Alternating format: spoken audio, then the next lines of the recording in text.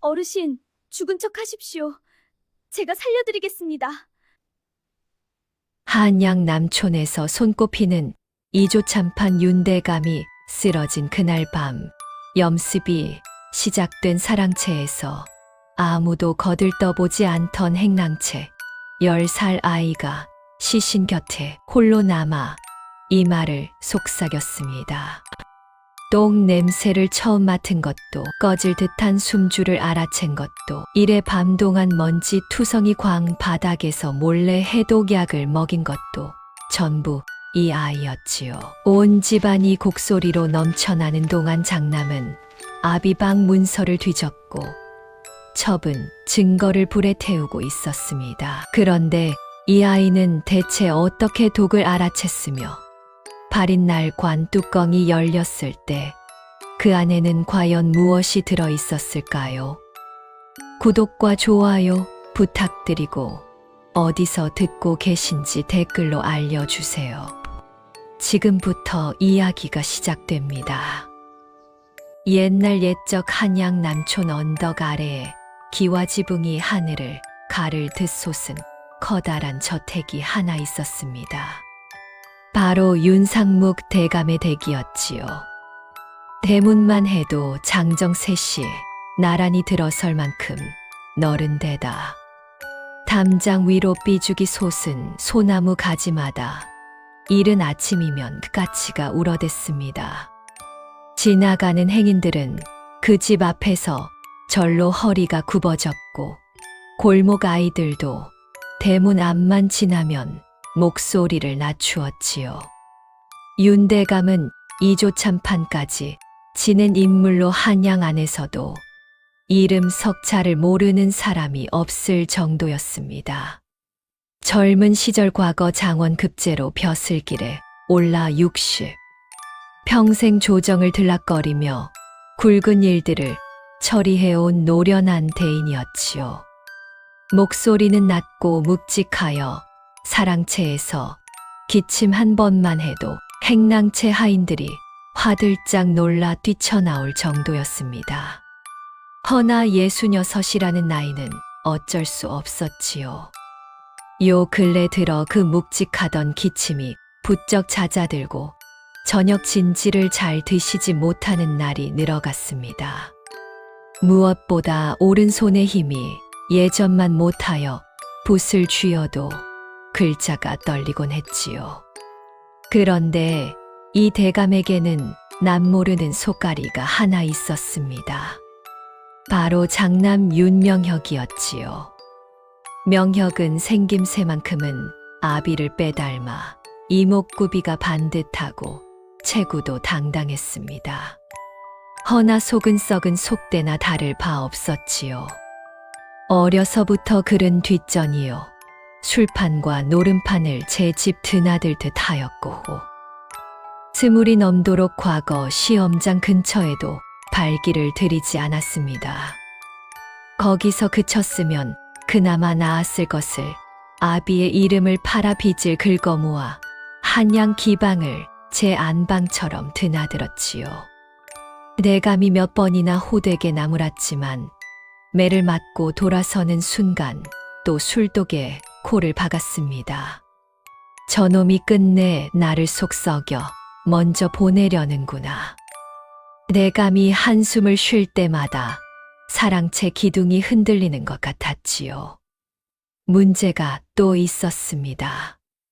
대감에게는 소실 그러니까 첩이 하나 있었는데 이름이 옥난이었지요.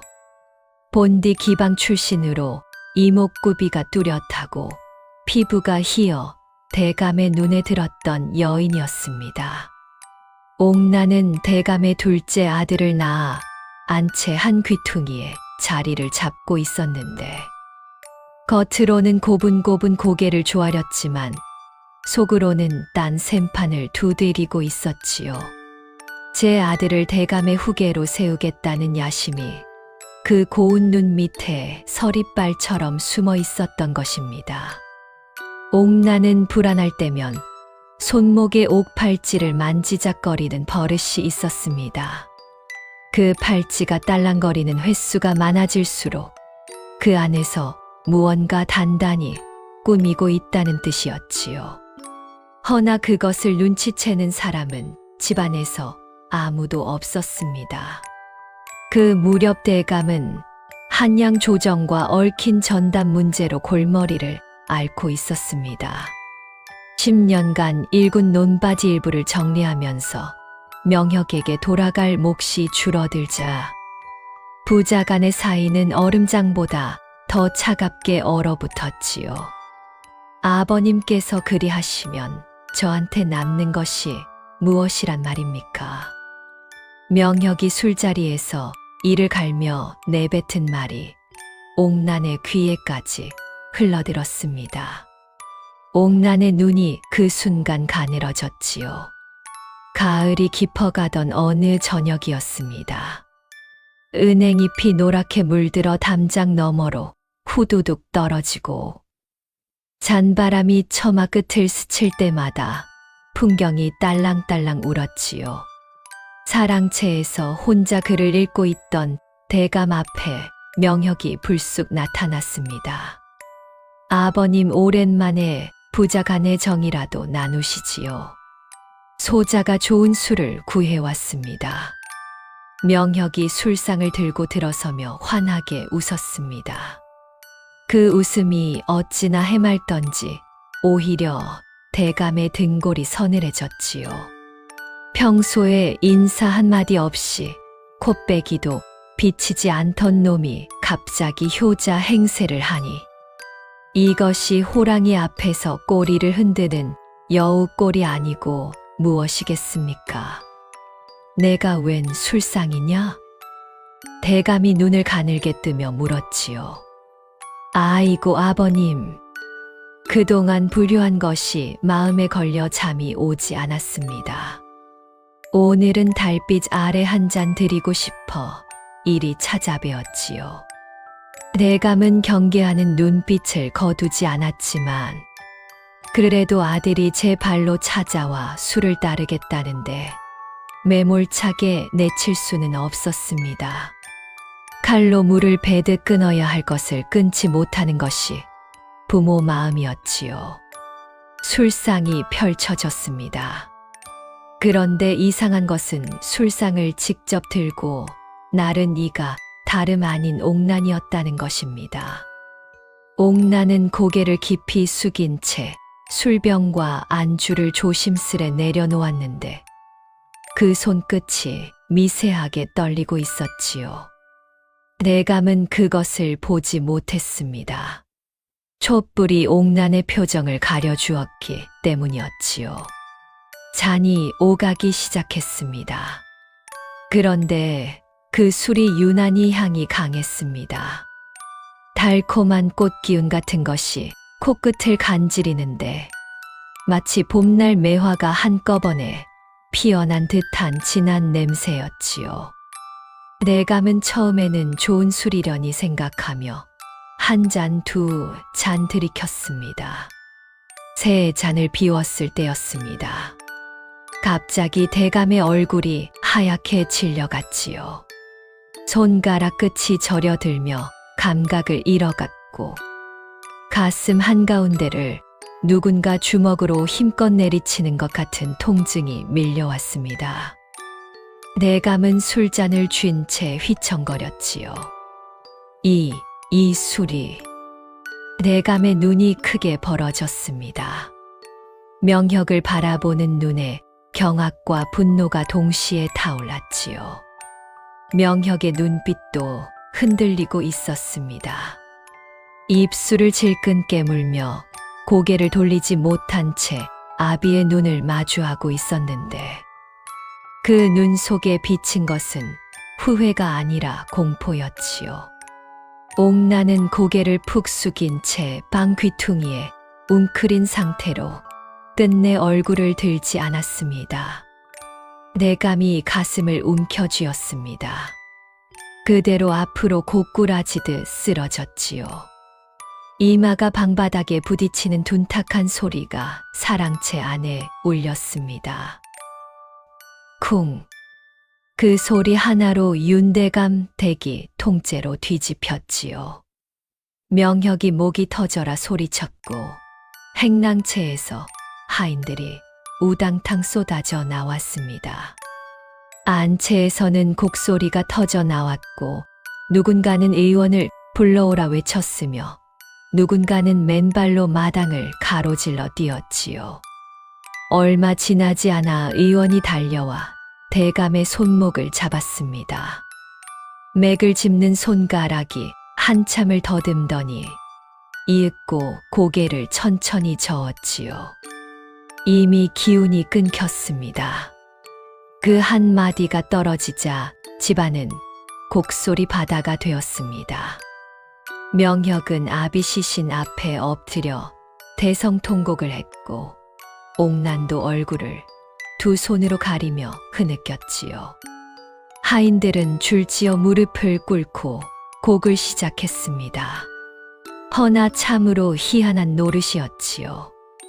울음소리는 집안을 가득 채웠건만 어딘가 한 곳이 비어있는 듯한 느낌이었습니다. 마치 북은 둥둥 치는데 장단이 안 맞는 판처럼 그 곡소리 속에 진심이 얼마나 담겨 있는지는 아무도 알 수 없었지요. 밤이 깊어가고 급히 염습 준비가 시작되었습니다.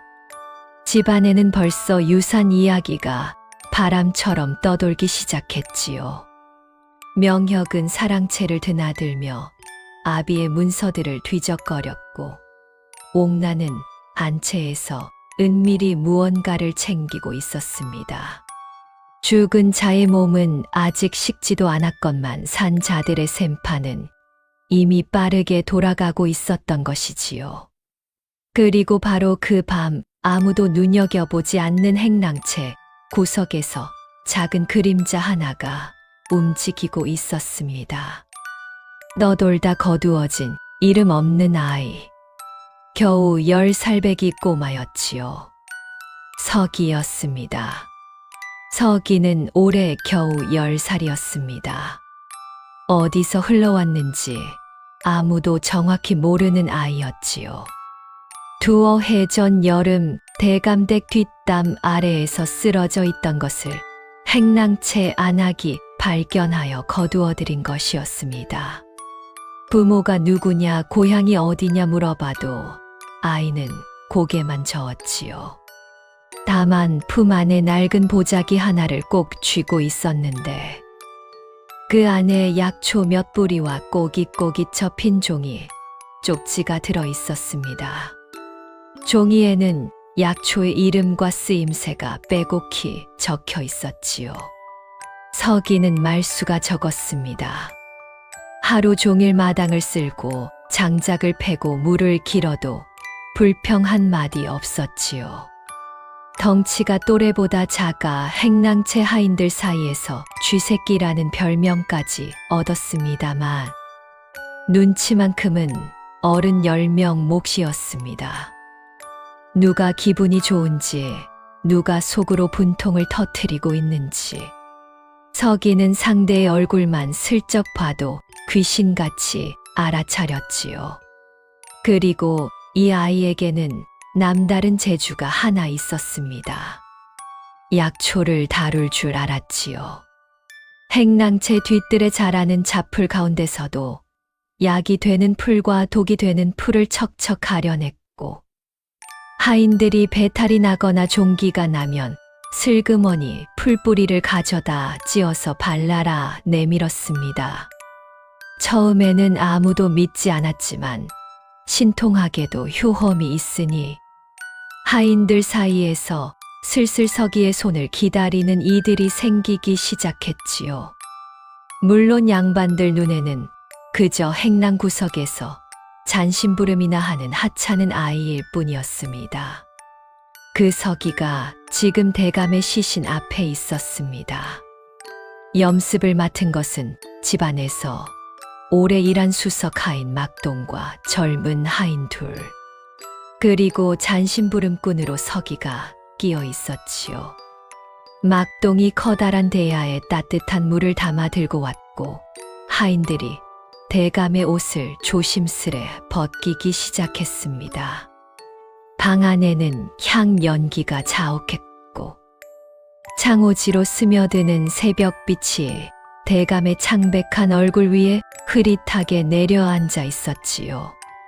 서기야, 너는 저쪽에서 수건을 가져와라. 막동이 턱짓으로 가리켰습니다.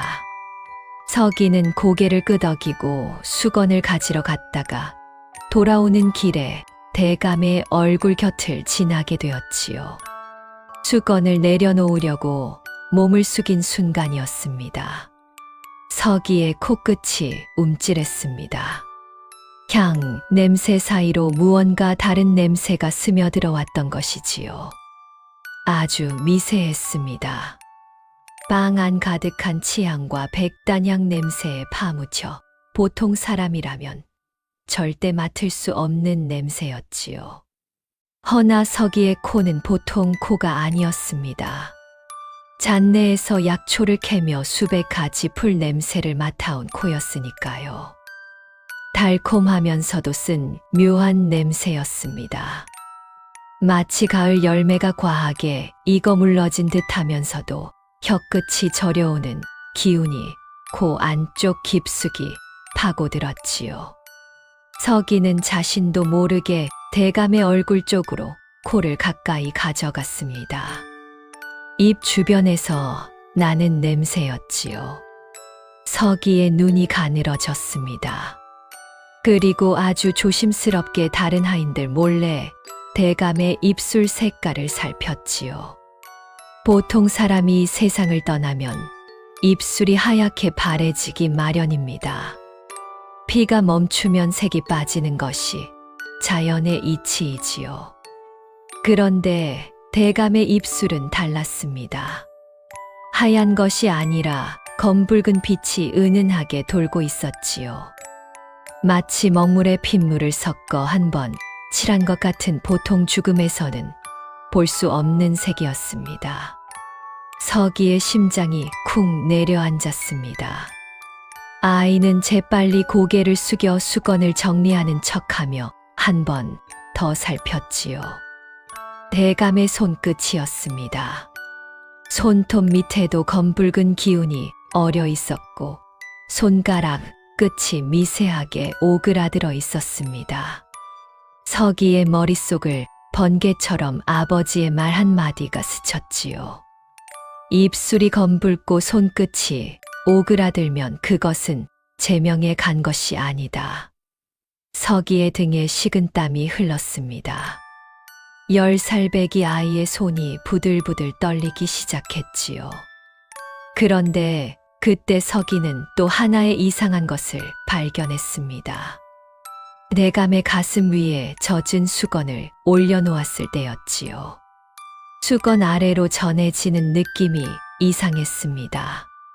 차가워야 할 가슴이 아주 미세하게 정말이지 손바닥을 꼭 대고 집중하지 않으면 느낄 수 없을 만큼 희미하게 온기가 남아 있었던 것입니다. 서기는 숨을 멈추었습니다. 죽은 사람의 몸에서 온기가 느껴진다. 그것도 죽은 지 반나절이 넘었는데 그 순간 서기의 머릿속에서 모든 것이 하나로 맞물렸습니다. 입술의 검붉은 빛 손끝에 오그라든 줄술에서 나던 그 달콤하고 쓴 냄새, 그리고 시신에 남아있는 미세한 온기. 이것은 죽은 것이 아니었습니다. 독에 쓰러진 것이었지요. 심장을 멈추게 하는 종류의 독. 숨이 끊어진 것처럼 보이지만 실은 아주 깊은 곳에서 가느다란 숨줄 하나가 간신히 매달려 있는 상태. 서기의 아버지가 살아있을 적에 한 번 이야기해 준 적이 있었지요. 세상에는 사람을 죽인 것처럼 보이게 하는 독이 있다다. 천오독이 그렇다. 맥이 잡히지 않을 만큼 느려지고 숨이 끊어진 것처럼 멈추지만 실은 아주 깊은 곳에서 숨이 붙어 있는 것이다. 그 독을 쓰면 의원도 속는다. 서기야, 뭘 꾸물거리느냐? 물 좀 더 길어와라. 막동의 호통에 서기는 화들짝 놀라 고개를 들었습니다. 예, 지금 가겠습니다. 서기는 허둥지둥 방을 나섰지요. 마당으로 나오는 순간 차가운 새벽 바람이 얼굴을 때렸습니다. 서기는 우물가에 서서 두레박줄을 잡은 채 한참을 움직이지 못했지요. 손이 떨려서 줄을 제대로 잡을 수가 없었습니다. 머리 위로 새벽별이 반짝이고 있었습니다. 행랑채 쪽에서 곡소리가 아직도 끊이지 않았고 부엌에서는 문상객을 위한 국밥 끓이는 냄새가 퍼져오고 있었지요. 온 집안이 주름과 슬픔에 잠겨 있는데 10살배기 아이 하나만이 진실을 알고 있었습니다. 내감은 아직 죽지 않았습니다. 하지만 시간이 없었지요. 독이 퍼지면 퍼질수록 되돌리기 어려워지는 법이었습니다. 지금 이 순간에도 대감의 몸속에서는 독이 피를 타고 돌며 장기를 갉아먹고 있을 터였지요. 서기는 이를 악물었습니다. 두레박에서 물을 퍼올리며 결심했지요. 오늘 밤 다들 잠든 뒤에 움직여야 합니다. 서기는 물동이를 이고 다시 방 안으로 들어갔습니다. 아무 일도 없었다는 듯 수건을 빨고 바닥을 닦고 막동이 시키는 대로 이리저리 뛰어다녔지요. 허나 그 작은 눈은 쉴 새 없이 움직이고 있었습니다. 내감의 입 주변에 남은 냄새의 정체를 확인해야 했고 해독에 쓸 약초가 이 집 어딘가에 있는지 찾아내야 했습니다. 그리고 무엇보다 오늘 밤 다른 하인들을 모두 내보낸 뒤 대감과 단둘이 남을 기회를 만들어야 했지요. 염습이 한창인 사이 서기는 슬쩍 대감의 저고리 깃부분을 살폈습니다. 술이 튀었던 자국을 찾아 코를 가까이 댔지요. 역시나 그 냄새가 났습니다. 달콤하면서도 혀끝이 저려오는 그 독특한 냄새. 서기는 확신했습니다. 천오독이야. 투구꽃 뿌리에서 뽑아낸 독. 적은 양이면 약이 되지만 조금만 양을 넘기면 심장을 멈추게 하는 무서운 것이었지요. 허나 다행히 이 독에는 해독법이 있었습니다. 아버지에게서 배운 적이 있었지요. 감초와 녹두를 함께 달여 먹이면 독을 풀 수 있다는 것을. 문제는 시간이었습니다. 그리고 기회였지요. 서기는 이를 악물고 막동에게 다가갔습니다. 아저씨, 제가 오늘 밤 시신 곁을 지키겠습니다. 막동이 고개를 돌려 서기를 내려다보았지요. 내가 얘 하루 종일 고단하셨으니 쉬십시오. 저는 어차피 밤에 잠이 잘 안 옵니다. 막동은 잠시 서기를 빤히 쳐다보다가 코웃음을 쳤지요. 어린 게 겁도 없구나. 시신 곁에서 밤새 앉아 있겠다고? 무섭지도 않냐? 무섭지 않습니다. 서기의 눈이 단호했습니다. 10살배기 아이치고는 너무나 또렷한 눈빛이었지요. 막동은 어이가 없다는 듯 혀를 찼지만 어차피 자기도 피곤한 터라 제 발로 나서겠다는 아이를 막을 이유가 없었습니다. 그래, 무슨 일 있으면 불러라. 나는 눈 좀 붙지 마. 하인들이 하나 둘 방을 나갔습니다. 곡소리도 점점 잦아들었고 집안이 서서히 고요해져 갔지요. 촛불만 흔들흔들 타오르며 방 안을 붉게 물들이고 있었습니다. 마침내 방 안에는 서기와 대감의 시신만 남았습니다. 서기는 천천히 숨을 고르며 품 안에서 작은 보자기를 꺼냈습니다. 그 안에는 몇 가지 약초가 들어 있었지요. 낮 동안 부엌 뒤 장독대 옆에서 캐온 것들이었습니다. 감초 뿌리와 녹두 한 줌, 그리고 생강 조각 몇 개. 서기의 손이 떨리고 있었습니다. 허나 그 눈만큼은 흔들리지 않았지요. 지금부터 시작이었습니다. 먼저 방문을 열어 복도 쪽을 살폈습니다. 인기척이 없었지요.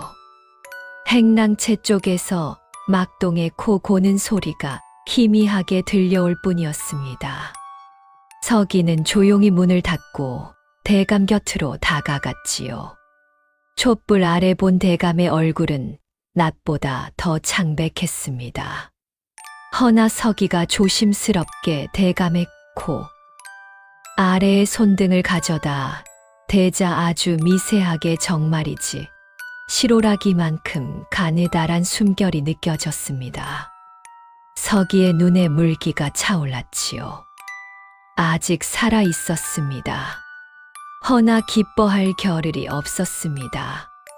그 숨결은 촛불에 이는 먼지보다도 약했고 언제 꺼져도 이상하지 않을 만큼 위태로웠지요. 서기는 품에서 약초를 꺼냈습니다.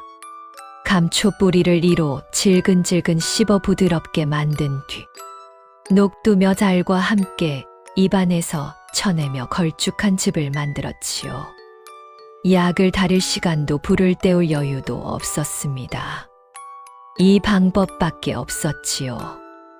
아이의 입에서 만들어진 약즙을 곱게 거른 뒤 서기는 대감의 턱을 살짝 벌리고 아주 조심스럽게 입안으로 흘려 넣었습니다. 손가락이 대감의 차가운 입술에 닿는 순간 온몸에 소름이 돋았지만 서기는 이를 악물었지요. 한 번, 두 번, 세 번. 약즙을 넣을 때마다 서기는 대감의 가슴을 손바닥으로 천천히 눌렀습니다. 아버지에게서 배운 대로 심장이 뛰는 자리를 찾아 규칙적으로 압박을 주었지요. 10살 배기의 힘으로는 턱없이 부족했지만 있는 힘을 다해 온몸에 무게를 실었습니다. 한참이 지났습니다. 방 안에는 서기의 거친 숨소리와 촛불이 타는 소리만 가득했지요. 아무런 반응이 없었습니다.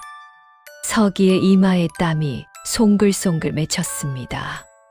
손바닥에도 땀이 흥건해 미끄러졌지요.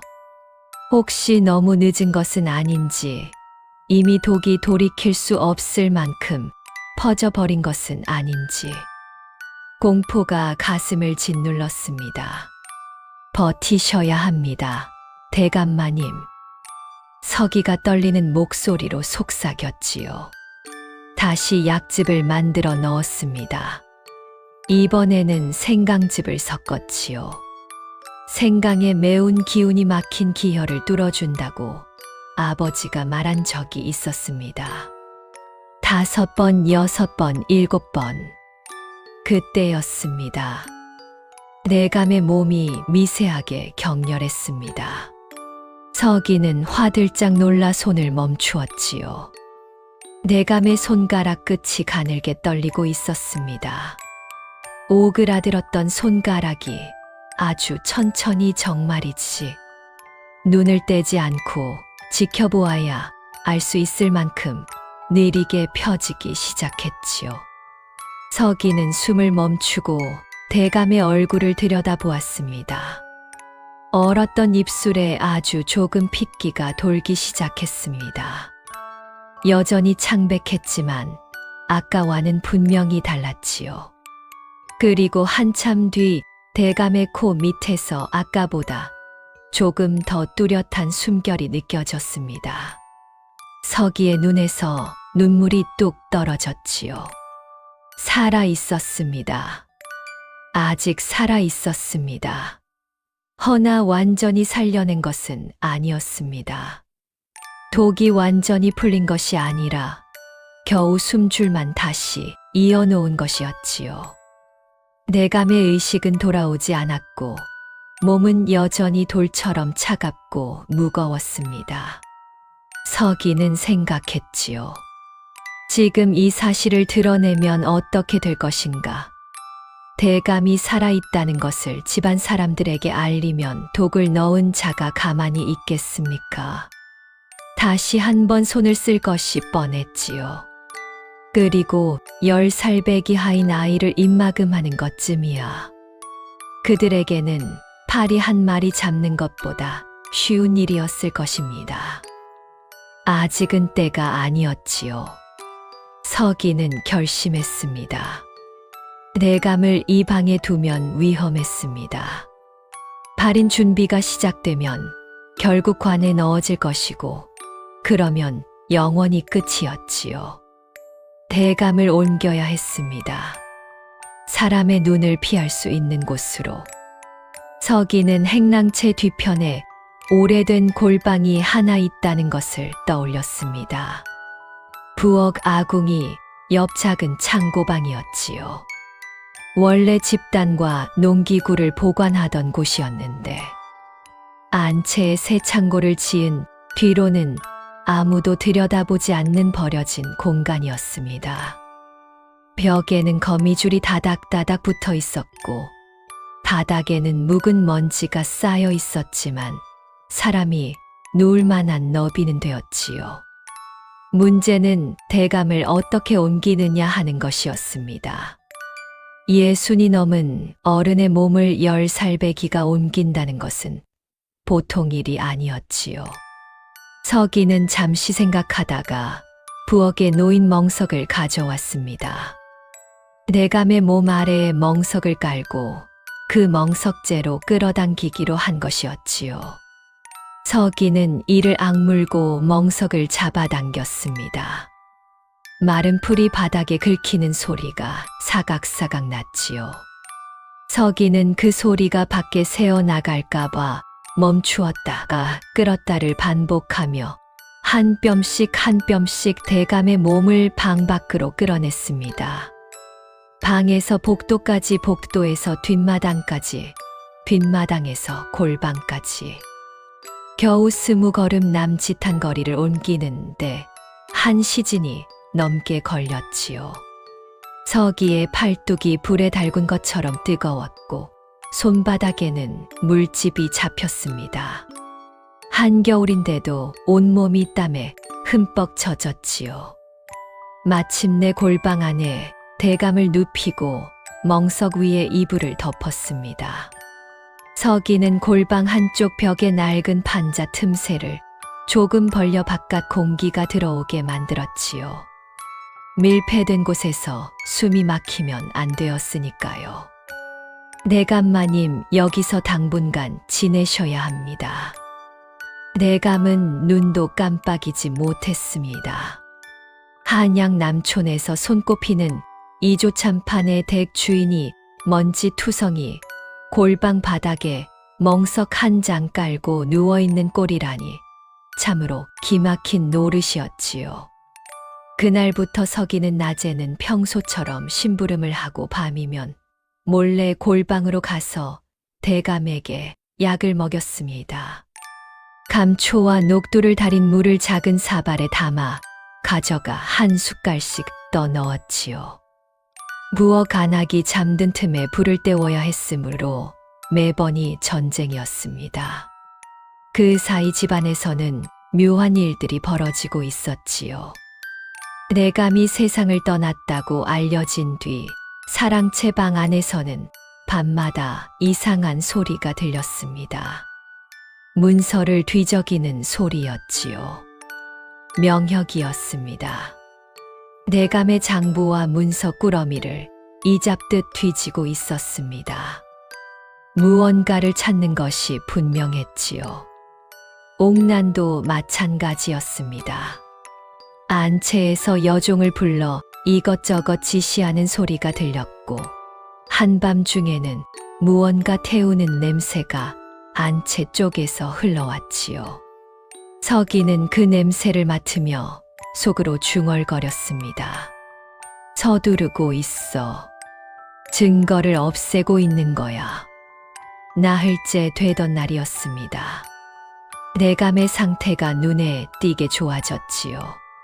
손가락을 움직일 수 있게 되었고, 목에서 가느다란 소리가 나오기 시작했습니다. 서기가 골방에 들어서자 대감의 눈꺼풀이 가늘게 떨렸지요. 그리고 아주 천천히 실눈이 열렸습니다. 그릿한 눈동자가 천장을 바라보다가 서기의 얼굴 위에 멈추었지요. 서기는 번개처럼 대감의 입에 손바닥을 가져다 댔습니다. 소리 내시면 죽습니다. 10살 배기의 입에서 나온 말이라고는 믿기 어려울 만큼 차분하고 단호한 목소리였지요. 대감의 눈이 크게 벌어졌습니다. 눈동자에 초점이 잡히기 시작했고 그 눈이 서기의 얼굴 위에 멈추었지요. 행랑채의 하인 아이였습니다. 이름도 기억나지 않는 어디서 굴러왔는지도 모르는 그 꼬마가 자신의 입을 막고 있었지요. 대감의 눈에 혼란이 가득 차올랐습니다.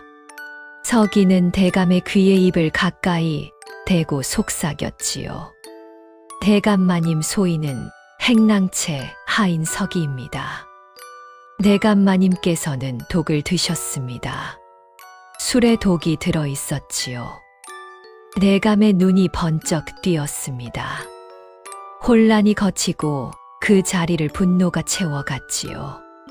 입술이 달달 떨리기 시작했습니다. 소리는 나오지 않았지만 그 눈빛은 모든 것을 말해주고 있었습니다. 지금 온 집안 사람들은 대감마님이 돌아가신 줄 알고 있습니다. 염습도 시작되었지요. 몸을 일으키시면 범인이 다시 손을 쓸 것입니다. 이번에는 더 확실하게. 대감은 몸을 일으키려 했지만 손가락 하나 꼼짝하기 어려웠습니다. 독이 아직 완전히 풀리지 않아 눈꺼풀을 움직이는 것이 전부였지요. 서기는 계속 속삭였습니다. 허나 대감마님께서 돌아가신 줄 알고 있다면 그들은 방심할 것입니다. 방심한 자의 꼬리는 반드시 드러나는 법이지요. 소인에게 생각이 있습니다.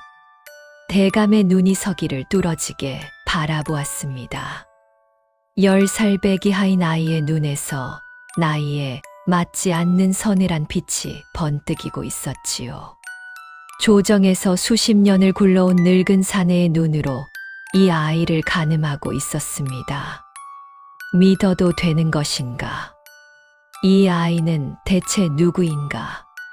하지만 선택의 여지가 없었습니다. 몸을 움직일 수도 소리를 낼 수도 없는 상황에서 이 아이의 손이 아니면 자신을 살릴 사람이 없었지요. 대감은 눈을 한 번 감았다 떴습니다. 그것이 대답이었지요. 좋다. 내 말대로 하마. 그 순간 한양 남촌 윤대감 댁의 골방 안에서 죽은 자와 행랑채의 하인 아이 사이에 아무도 모르는 은밀한 동맹이 맺어졌습니다. 밤은 아직 깊었고 두 사람의 싸움은 이제 막 시작되려 하고 있었지요. 사흘째 되던 밤이었습니다. 서기가 골방에 들어서자 대감이 겨우겨우 속삭이는 수준이지만 말을 할 수 있게 되었습니다. 서기야. 대감이 처음으로 서기의 이름을 불렀지요. 그 목소리가 어찌나 갈라져 있던지 마치 마른 장작이 부러지는 소리 같았습니다. 예, 대감마님. 내 아비가 약을 가르쳤느냐? 예. 소인의 아비는 산에서 약초를 캐는 초군이었습니다. 어려서부터 아비를 따라다니며 배웠지요. 지금은 어디 있느냐? 서기는 잠시 입을 다물었습니다. 그리고 조용히 고개를 저었지요. 돌아가셨습니다. 역병이 돌았을 때 대감도 더 묻지 않았습니다. 두 사람 사이에 짧은 침묵이 흘렀지요. 골방 밖에서는 바람이 판자 틈새를 긁고 지나갔습니다. 그 사이에도 집안의 분위기는 묘하게 흘러가고 있었지요. 대감이 세상을 떠났다고 알려진 뒤 명혁은 사랑채를 차지하고 앉아 마치 주인 행세를 시작했습니다. 대감의 문서 꾸러미를 열고 전답 장부를 들춰보는가 하면 하인들에게 이것저것 명을 내리기 시작했지요. 아비가 죽은 지 며칠이나 되었다고 벌써 재산 셈판을 굴리고 있었던 것입니다. 옥란은 옥란대로 안채에서 은밀히 움직이고 있었습니다.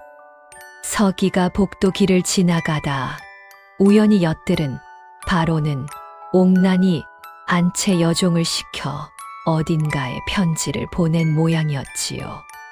그 편지가 누구에게 간 것인지는 알 수 없었지만 옥란의 눈빛이 요 며칠 사이 유난히 반짝이고 있다는 것만은 틀림없었습니다. 서기는 이 모든 것을 골방 안의 대감에게 전했지요. 큰 도련님이 사랑채에서 장부를 뒤지고 있고 옥란마님은 안채에서 어딘가로 편지를 보냈습니다. 대감은 눈을 감은 채 한참을 듣고 있다가 이를 악물며 말했습니다. 둘 다인가? 그 목소리에 분노와 씁쓸함이 한데 뒤엉켜 있었지요. 대감마님 아직 누가 주범인지는 알 수 없습니다. 둘 중 하나가 꿰어낸 것인지 아니면 둘이 함께 짠 것인지 소인이 더 살피겠습니다. 대감은 고개를 끄덕였지요. 그래. 한쪽 말만 듣고 판단하면 안 된다. 둘 다 살펴야 한다. 서기는 고개를 숙였습니다. 내일 밤 양쪽을 모두 살피겠습니다. 대감은 서기를 바라보며 나직이 말했지요. 조심해라.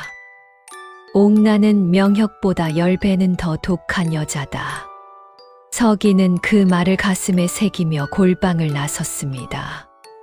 밖에서는 귀뚜라미가 서글프게 울고 있었고 하늘에는 반달이 구름 사이로 얼굴을 내밀었다 숨겼다 하고 있었지요. 아직 갈 길이 멀었습니다. 닷새째 되던 밤이었습니다. 서기는 사랑채 마루 쪽으로 발걸음을 옮겼지요. 명혁의 방 근처였습니다. 차가운 땅바닥에 배를 깔고 엎드린 채 마루 틈새로 방 안을 올려다보았지요. 마루 밑에서는 축축한 흙냄새와 곰팡이 냄새가 코를 찔렀고 거미줄이 얼굴을 스쳤지만 서기는 꼼짝도 하지 않았습니다. 한참 뒤 명혁이 방으로 들어왔지요. 술 냄새가 진동했습니다. 비틀거리며 방에 들어온 명혁은 문을 닫자마자 상위에 놓인 문서 뭉치를 거칠게 뒤지기 시작했지요. 유서라. 유서가 있다고? 명혁이 혼잣말을 중얼거렸습니다. 문서를 한 장 한 장 넘기는 손이 거칠었지요. 찾는 것이 나오지 않자 명혁은 벽 쪽 장롱까지 열어 뒤졌습니다. 없잖아. 유서 따위 없어. 명혁이 장부 하나를 바닥에 내팽개치며 주저앉았지요. 그리고 술병을 들어 벌컥벌컥 들이켰습니다. 한참 침묵이 흐르다가 명혁이 혼잣말로 중얼거렸지요. 그년이 먼저 꺼냈어. 서기의 귀가 번쩍 뜨였습니다. 그년이 먼저 말을 꺼냈다고. 아버님 재산이 이대로면 다 날아간다. 전답 정리가 끝나면 우리한테 남는 게 없다 그러니 어떻게 해야 하지 않겠냐고. 그래서 내가 명혁이 말을 멈추었지요. 고개를 숙이고 한참을 가만히 있다가 다시 술을 들이켰습니다. 아버님이 미워서 그런 것이 아니야. 아버님이 내 앞길을 다 막아버리잖아. 재산도 벼슬도 아무것도 남겨줄 생각이 없잖아. 나는 이 집 장남인데. 장남이라고. 명혁의 목소리가 갈라졌습니다. 마루 밑에서 서기는 숨을 죽이고 들었지요. 분노와 원망 그리고 그 밑바닥에 깔린 서러움이 뒤엉킨 독백이었습니다. 패역한 아들이 분명했지만 그 패역함 속에도 아비에게 인정받지 못한 자의 비틀린 한이 묻어 있었지요. 허나 서기가 귀를 기울인 것은 감정이 아니었습니다.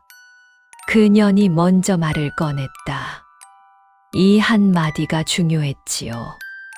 옥난이 먼저 명혁을 부추겼다는 뜻이었습니다. 서기는 마루 밑에서 조용히 빠져나와 골방으로 돌아갔지요. 내감마님 큰 도련님의 말을 들었습니다. 서기가 들은 것을 낱낱이 전하자 대감의 눈에 분노가 타올랐지요.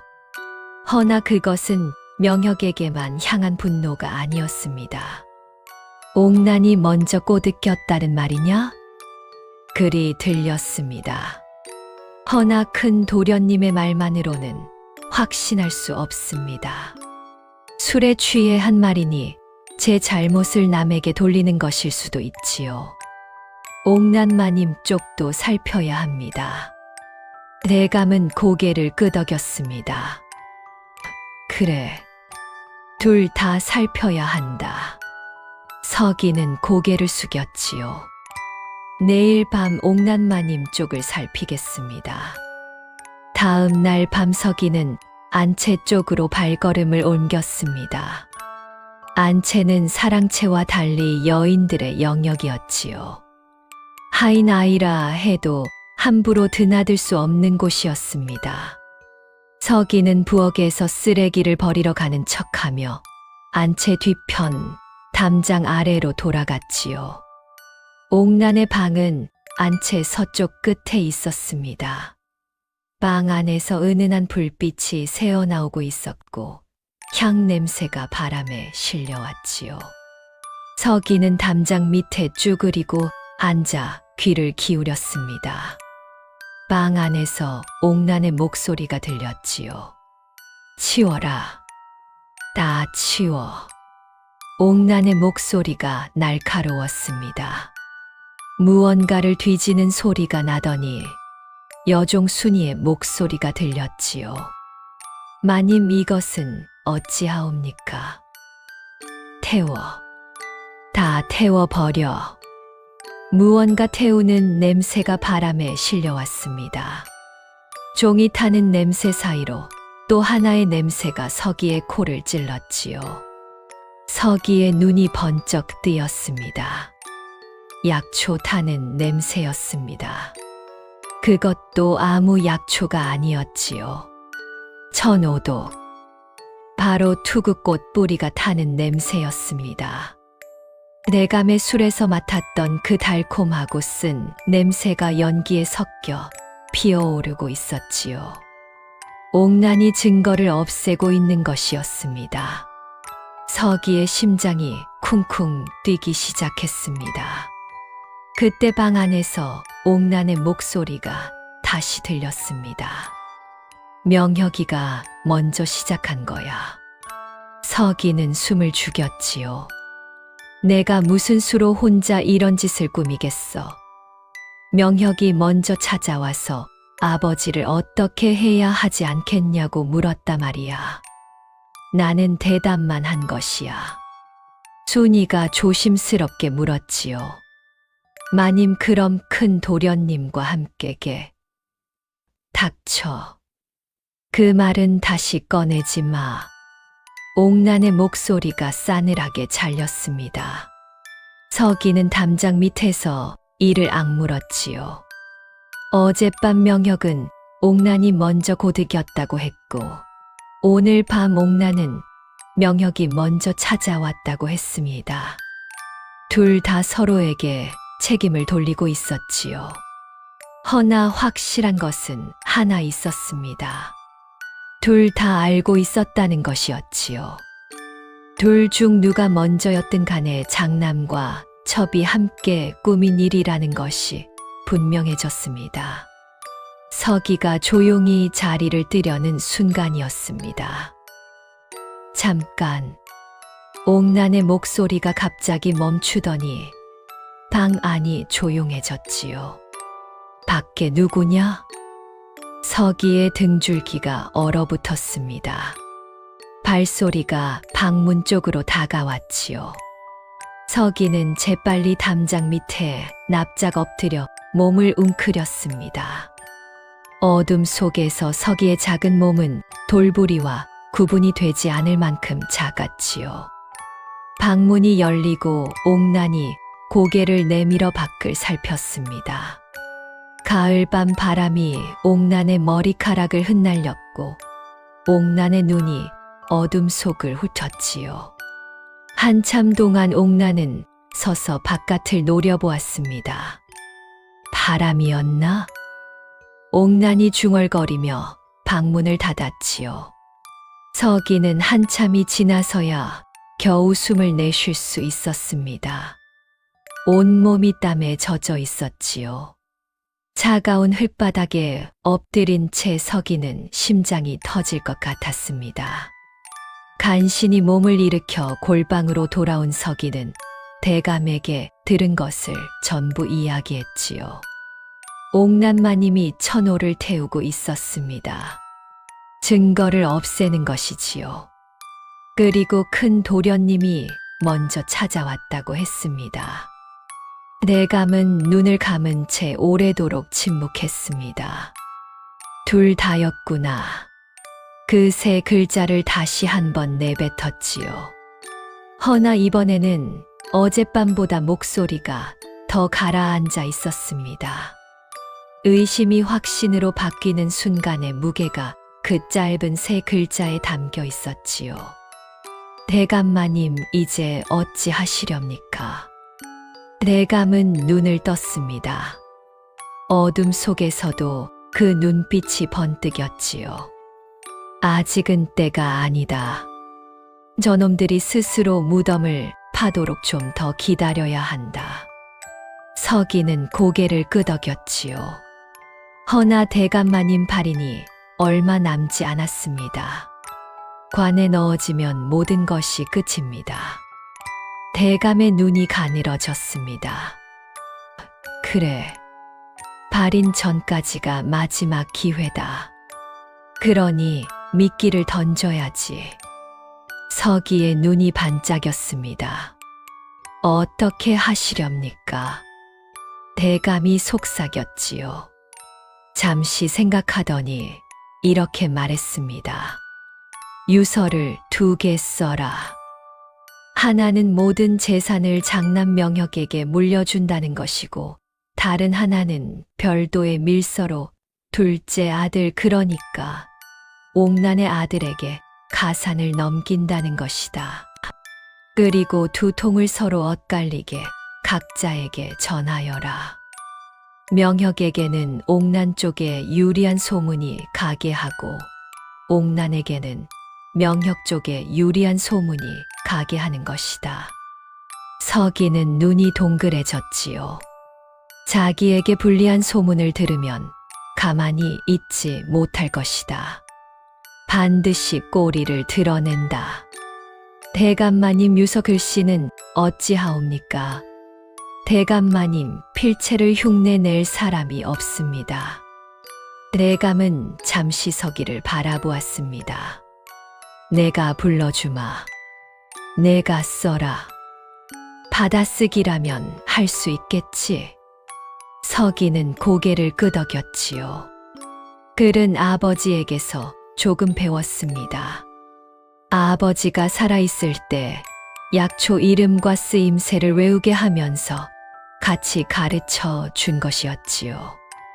필체가 대감과 똑같을 수는 없었지만 형식과 내용만 맞으면 급히 보는 눈에는 통할 수 있었습니다. 그날 밤 두 사람은 가짜 유서 2통을 완성했습니다. 서기의 손이 떨려서 글씨가 고르지 않았지만 대감이 하나하나 불러주는 대로 눌렀었지요.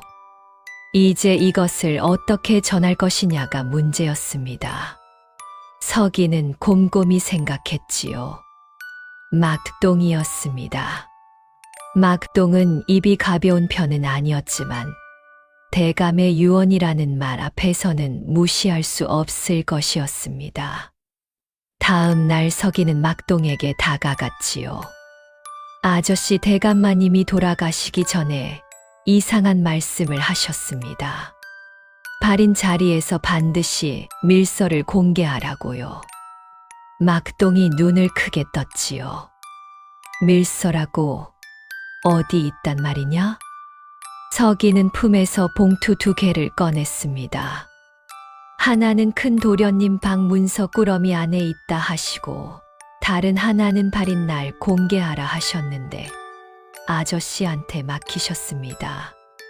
막동은 어리둥절한 얼굴이었지만 대감의 유서라면 자기가 판단할 수 있는 것이 아니었지요. 서기가 내민 봉투 하나를 받아들었습니다.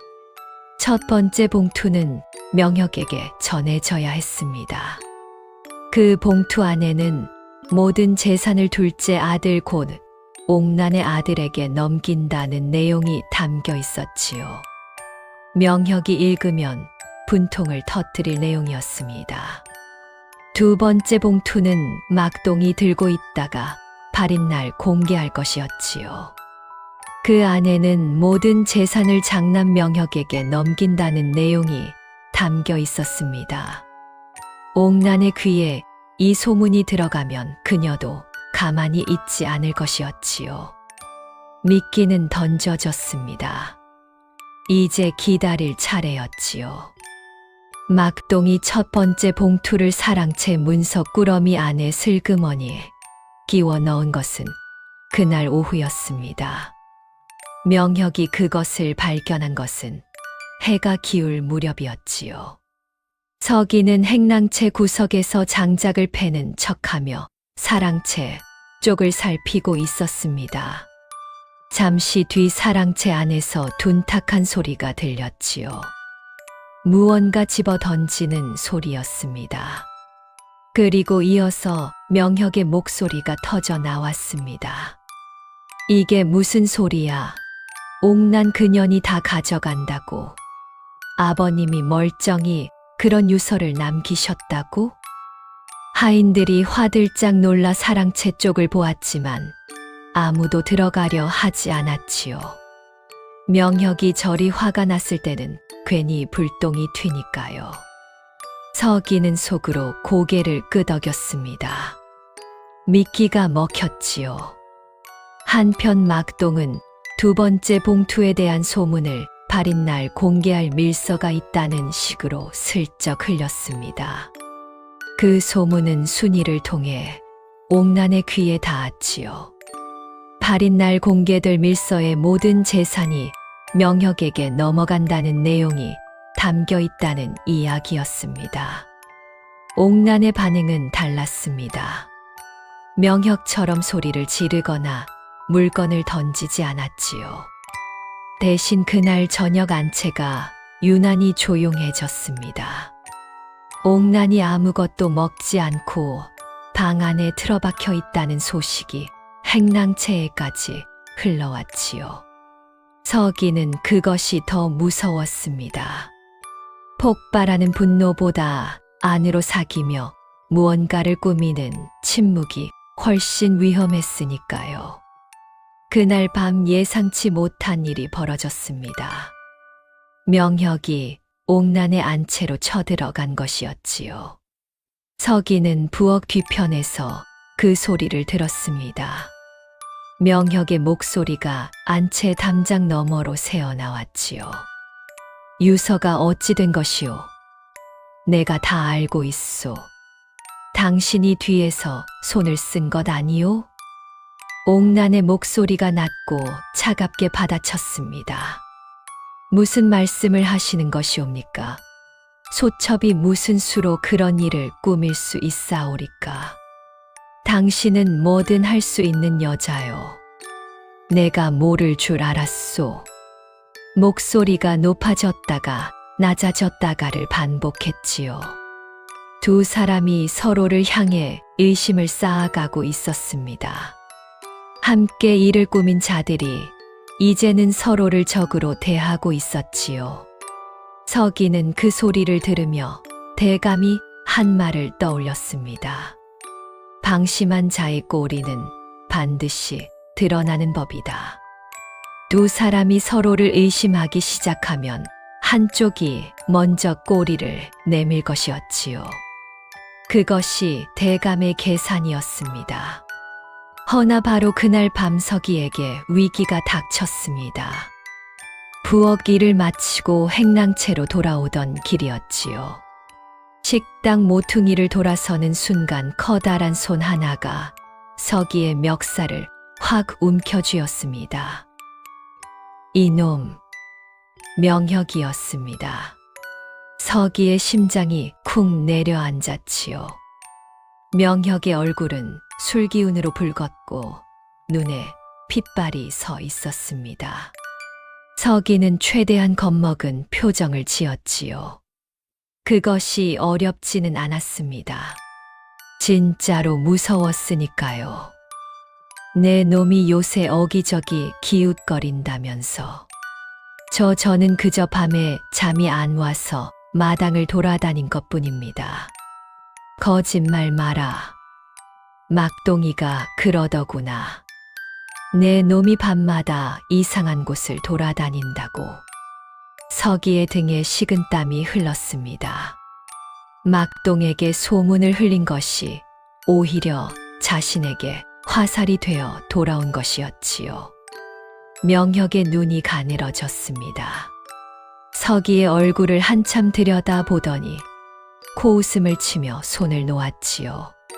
쥐새끼 주제에 다시 한번 기웃거리면 다리를 분질러 놓겠다. 알았느냐?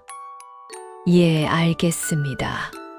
서기가 연거푸 절을 하자 명혁은 빡침에 서기의 뒤통수를 한 대 때리고 사랑채로 돌아갔습니다. 서기는 아픈 뒤통수를 움켜쥐며 행랑채 구석으로 물러났지요. 머리가 얼얼했지만 그보다 마음이 더 아팠습니다.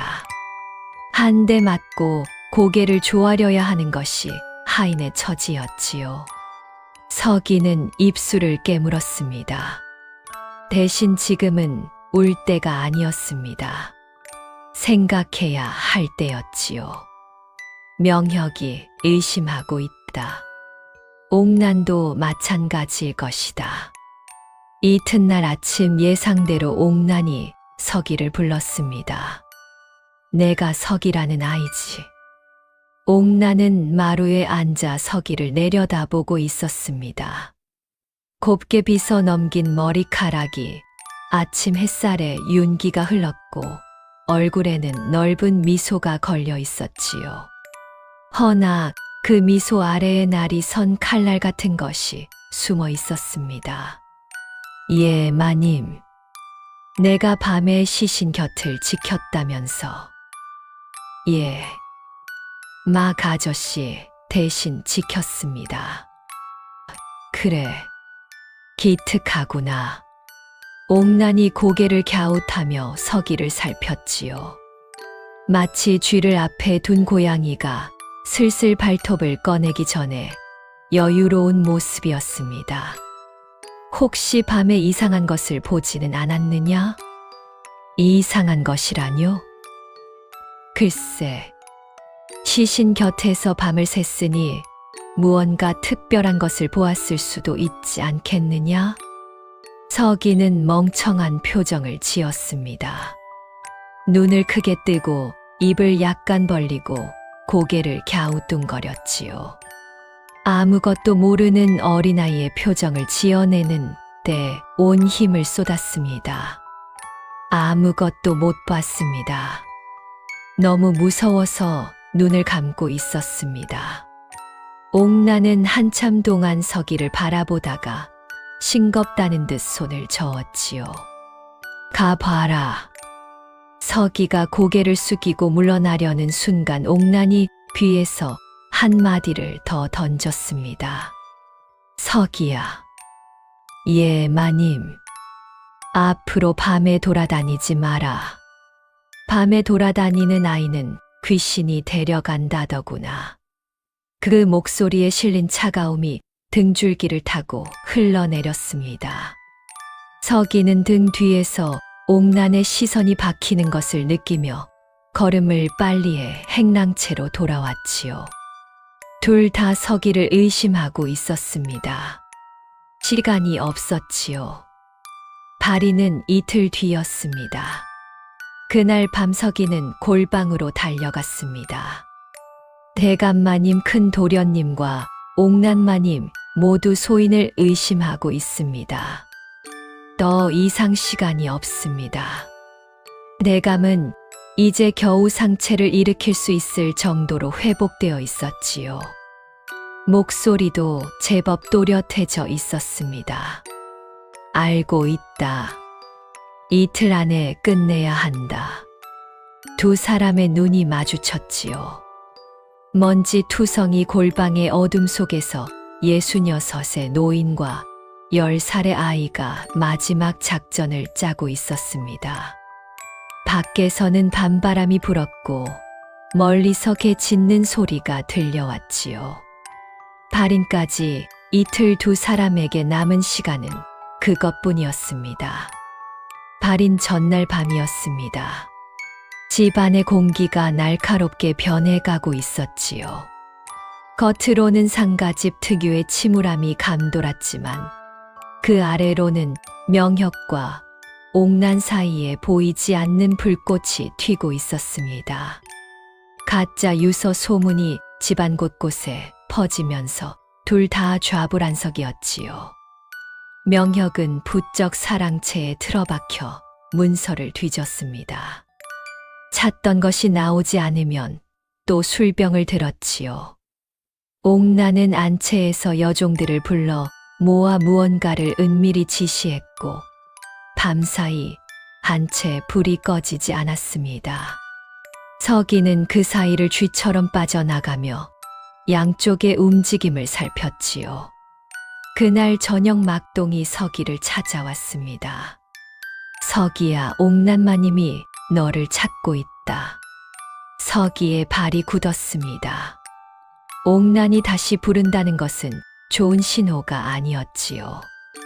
어제 아침 신문으로 만족하지 못했다는 뜻이었습니다. 옥난의 방 앞에 서자방 안에서 낮고 부드러운 목소리가 들려왔습니다. 들어오너라.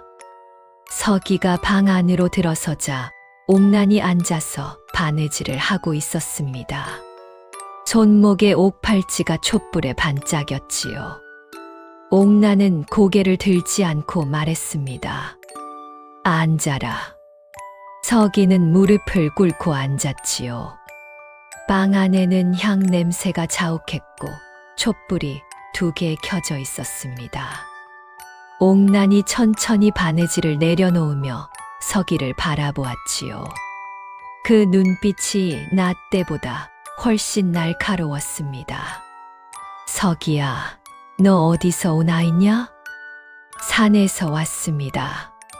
아비를 잃고 떠돌다가 대감마님 댁 뒷담 아래에서 행랑채 아주머니가 거두어 주셨습니다. 아비는 뭘 했더냐? 초군이었습니다. 약초를 캐는 사람이었지요. 옥난의 눈이 가늘어졌습니다. 약초를 캐는 사람의 아들이라면 약초에 대해 잘 알겠구나. 서기는 속으로 숨을 삼켰습니다. 허나 얼굴에는 티를 내지 않았지요. 조금 알 뿐입니다. 마님, 조금이라. 옥난이 가볍게 웃었지요. 그 웃음이 따뜻하게 느껴지지 않았습니다. 그래, 그럼 천호라는 약초는 아느냐? 서기는 잠깐 멈추었습니다. 모른다고 하면 이상했고 안다고 하면 더 이상했지요. 서기는 고개를 갸웃거렸습니다. 이름은 들어본 것 같습니다만 어떻게 생긴 것인지는 모르겠습니다. 옥나는 한참 서기를 바라보았습니다. 그 시선이 얼마나 날카롭던지 서기는 숨이 막힐 것 같았지요. 그래도 멍한 표정을 유지했습니다. 아무것도 모르는 어린 하인의 얼굴로. 가봐라.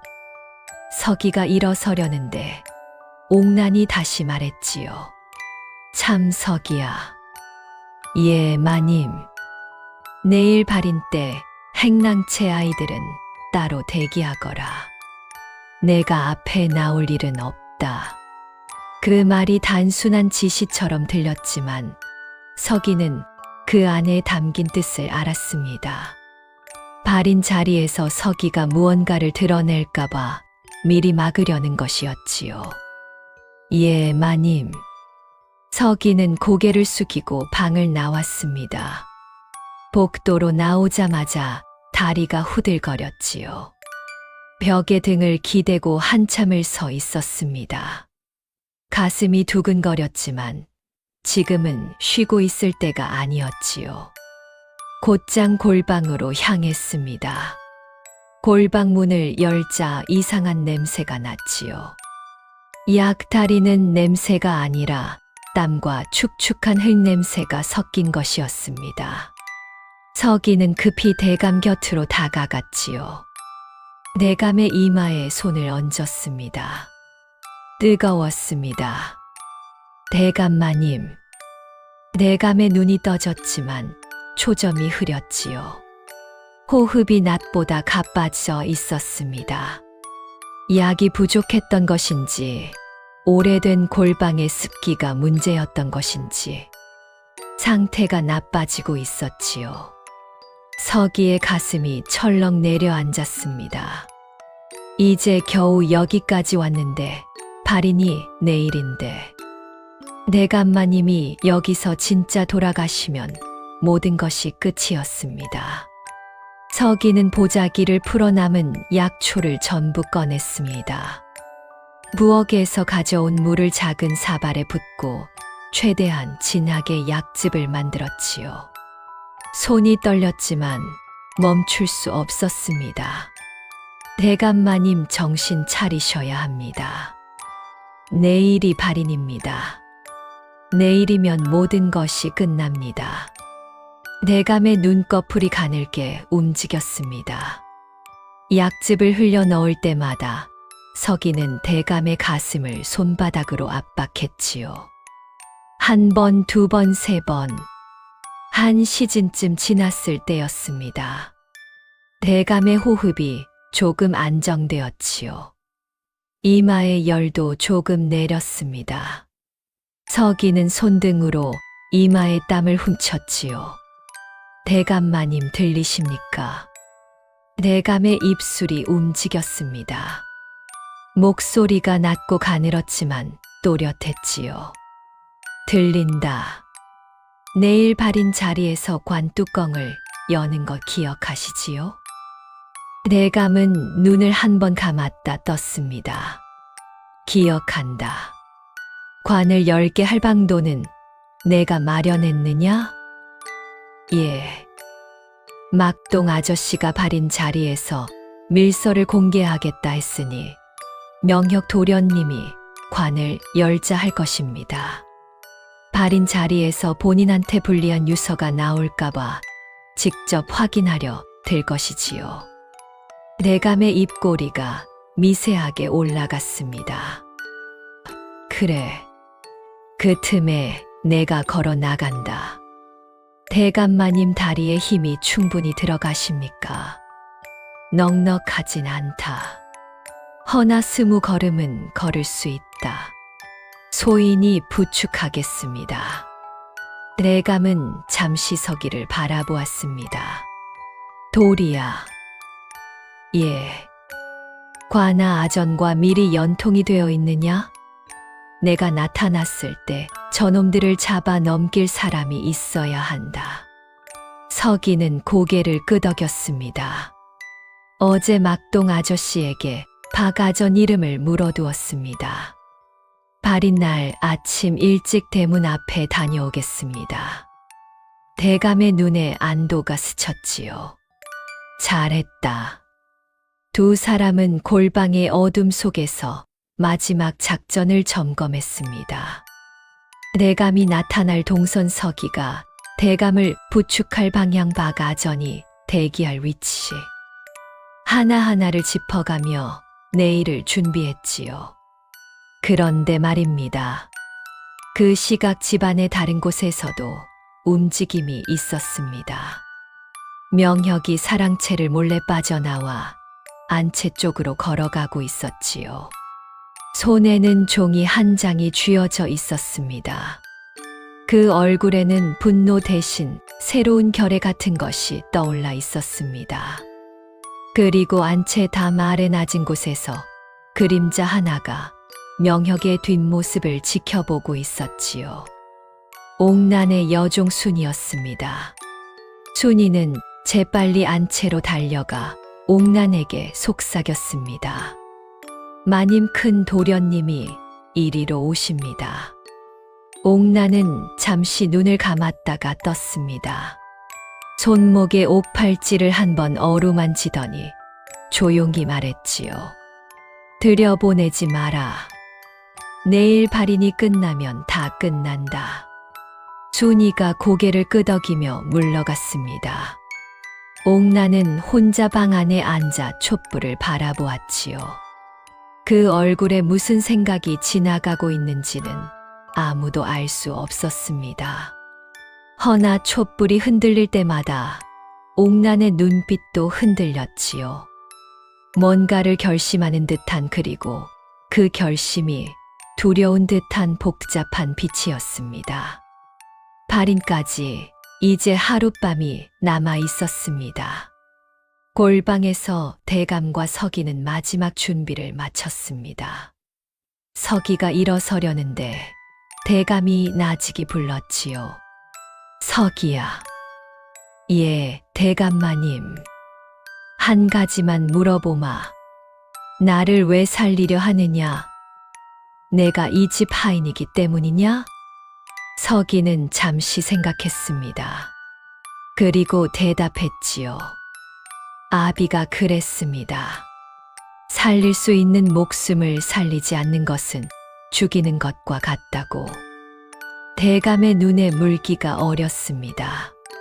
제 아들은 아비를 죽이려 했는데 남의 아이가 아비의 가르침을 따라 자신을 살리고 있다는 것이 가슴을 후비는 것 같았을 것입니다. 대감은 천장을 바라보며 한참을 침묵했지요. 그 침묵 속에 수십 년의 무게가 담겨 있었습니다. 내일 모든 것이 끝나면 내가 은혜를 갚겠다.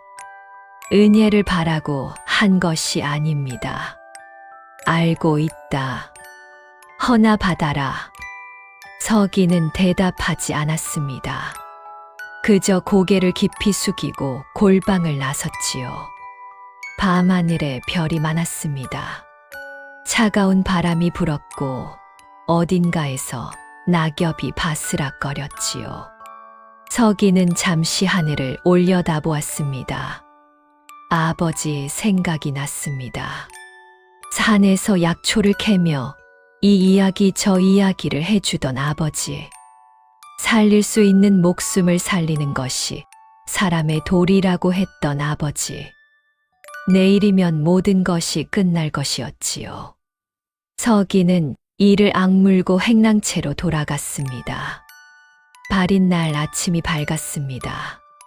하늘은 잿빛 구름이 낮게 드리워져 있었고 축축한 안개가 윤대감 땡마당을 질척하게 적시고 있었지요. 마당 한가운데에는 관이 놓여 있었고 그 주위로 하얀 상복을 입은 사람들이 줄지어 서 있었습니다. 곡소리가 울려 퍼지고 향연기가 안개와 뒤엉켜 마당 위를 뿌옇게 덮었지요. 서기는 새벽 일찍 해가 뜨기도 전에 일어났습니다. 먼저 골방으로 갔지요. 대감은 깨어 있었습니다. 상체를 일으킨 채 벽에 기대어 눈을 감고 있다가 서기가 들어서는 소리에 눈을 떴지요. 왔느냐? 예, 대감마님. 먼저 박 아전한테 다녀오겠습니다. 발인이 시작되기 전에 대문 밖에서 기다리게 해두어야 합니다. 대감이 고개를 끄덕였지요. 조심해라. 아직 해가 뜨지 않았다. 서기는 낡은 베옷을 여미고 골방을 나섰습니다. 차가운 새벽 공기가 얼굴을 때렸지요.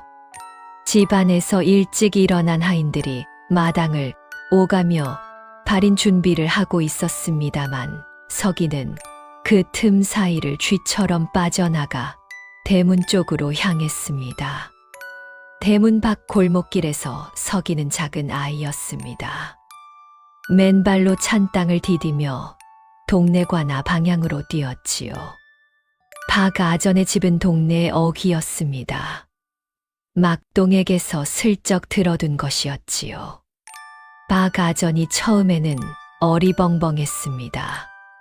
새벽에 10살배기 아이가 달려와 문을 두드리니 그럴만도 했지요. 누구냐? 윤대감 댁 행랑 아이입니다. 아전 날이 오늘 발인 자리에 꼭 오셔야 합니다. 아주 중요한 일이 있습니다. 무슨 일? 서기는 박 아전의 귀에 입을 가까이 대고 속삭였습니다. 박 아전의 눈이 점점 커졌지요. 믿기 어렵다는 표정이었습니다. 허나 서기의 눈빛이 너무나 진지했습니다. 이것이 참말이냐? 참말입니다. 아전 날이 발인이 시작되면 반드시 대문 앞에 계셔야 합니다. 박 아전은 한참을 망설이다가 결국 고개를 끄덕였지요. 알겠다. 동료 하나를 더 데리고 가마. 서기는 허리를 깊이 굽혀 절하고 돌아서 뛰었습니다. 집으로 돌아왔을 때는 해가 막 동쪽 능선 위로 얼굴을 내밀고 있었지요. 마당은 이미 사람들로 북적이기 시작했습니다. 문상객들이 속속 도착하고 있었지요. 관아에서 온 아전 이웃 양반댁 어른들 장터 상인들까지 윤대감 댁의 발인은 한양 남촌에서도 큰 행사였습니다. 서기는 행랑채 구석에 서서 마당을 살폈지요. 명혁은 상주 자리에 꿇어앉아 고개를 숙이고 있었습니다. 눈 밑이 퀭하게 내려앉아 있었지만 눈물 자국은 흐릿했지요. 입고 있는 상복은 새 것이었고 내듭 하나하나가 반듯했습니다. 상주치고는 너무 말끔했지요. 옥나는 안채 여인들 사이에 섞여 고개를 푹 숙이고 있었습니다. 수건으로 눈가를 연신 눌렀지만 가까이 다가가 보면 수건이 마른 채였지요. 눈물 없는 슬픔이라는 것이 세상에 있다면 바로 저런 모습이 아닐까 싶었습니다. 발인 순서가 시작되었습니다. 승려가 연부를 외우고 명혁이 곡을 한 뒤 관 앞에 술과 음식을 올렸지요. 명혁이 술잔을 들어 관 앞에 부으며 외쳤습니다. 아버님 불효자가 보내드립니다. 그 목소리가 마당에 울려 퍼졌습니다. 서기는 그 소리를 들으며 슬그머니 자리를 떴지요. 모든 사람의 시선이 관 앞에 쏠려 있는 그 틈이었습니다. 골방으로 달려갔지요. 대감이 이미 준비를 하고 있었습니다. 수의 위에 얇은 겉옷을 하나 걸쳤지요. 이래 만에 처음으로 입어보는 옷이었습니다. 발이 땅에 닿는 순간 다리가 후들거렸지만 대감은 이를 악물었습니다. 시작되었느냐? 예, 대감마님. 곡이 끝나고 관을 옮기기 직전입니다. 대감이 천천히 몸을 일으켰지요. 일주일 가까이 약을 먹은 덕에 걸을 수는 있게 되었지만 아직 다리에 힘이 충분하지 않아 서기에 어깨를 짚어야 했습니다. 10살 배기 아이의 어깨에 66 어른의 몸이 기댔지요. 서기의 어깨뼈가 삐걱거리는 것 같았지만 아이는 이를 악물고 버텼습니다. 두 사람은 골방을 나와 마당 뒤편, 담장 안쪽으로 돌아갔지요. 관이 놓인 마당 정면이 아니라 사랑채 뒤편으로 우회하는 길이었습니다. 발인 자리가 한창인 마당과는 담장 하나를 사이에 두고 있었지요. 마당에서 막동의 목소리가 들렸습니다. 도련님 대감마님께서 돌아가시기 전에 밀서를 발인 자리에서 공개하라 하셨다 합니다. 서기가 어젯밤 막동에게 부탁해둔 것이었지요. 순간 마당이 술렁거렸습니다. 밀서라고? 무슨 밀서? 명혁의 목소리가 날카롭게 올라갔지요. 유서라 합니다. 가산에 관한 내용이라 하시는데요. 명혁의 얼굴이 굳는 소리가 들리는 것 같았습니다. 옥난 쪽에서도 동요가 있었지요. 막동이 두 번째 봉투 이야기를 흘렸고 발인 자리에서 가산이 모두 명혁에게 넘어간다는 소문이 흘러들었으니 옥난도 가만히 있을 수 없었습니다. 잠깐 관을 열어봐야 하겠소. 명혁이 자리에서 벌떡 일어나는 소리가 들렸지요. 담장 뒤에서 서기가 대감의 귀에 속삭였습니다. 지금입니다, 대감마님. 대감이 고개를 끄덕였지요. 두 사람은 천천히 담장을 돌아 사랑채 모퉁이로 나아갔습니다. 마당에서는 하인들이 우왕좌왕하며 관 뚜껑에 손을 대고 있었지요. 문상객들이 술렁였습니다. 발인 자리에서 관을 연다는 것은 예법에 맞지 않는 일이었지만 상주가 명하니 막을 도리가 없었지요. 뚜껑이 들려 나갔습니다. 관 안은 비어 있었습니다. 시신이 없었지요. 이게 무슨 일이야? 명혁이 관 안을 들여다보며 비명에 가까운 소리를 질렀습니다. 옥나는 두 손으로 입을 막았고 문상객들은 서로 얼굴을 보며 웅성거리기 시작했지요. 시신이 없소. 어찌 된 일이오?